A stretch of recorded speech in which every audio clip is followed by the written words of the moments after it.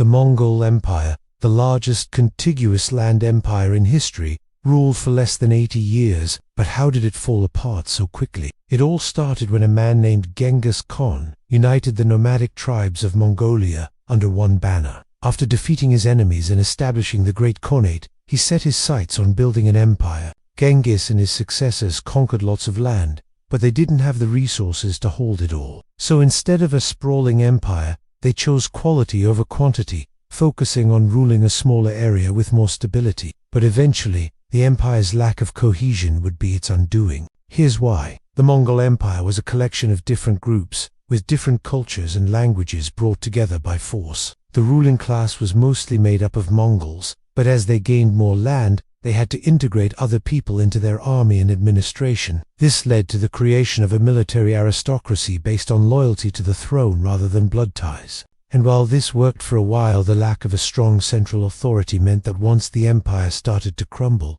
there was nothing to stop these ambitious warlords from carving out their own pieces of the former empire. But it wasn't just internal conflicts that weakened the Mongol Empire. As they grew, they faced opposition from powerful neighbors like the Song dynasty in China and the Mamluk Sultanate in Egypt. Eventually, the Mongols would be pushed out of both regions, which marked the beginning of the end for the empire. In the 13th century, the Mongol Empire was huge, stretching from the Pacific Ocean to Eastern Europe. But by the 14th century, it had fragmented into several smaller the Golden Horde in Russia, the Ilkhanate in Iran, the Chagatai Khanate in Central Asia, and the Yuan dynasty in China. These khanates were ruled by different families and were largely independent of each other. And while they shared a common heritage, they developed their own distinct cultures. The Yuan dynasty is perhaps the most well-known of the four, as it was the only one to use the title Mongol Empire. After Kublai Khan seized the Chinese throne in 1279, he went on to conquer much of Southeast Asia and Korea.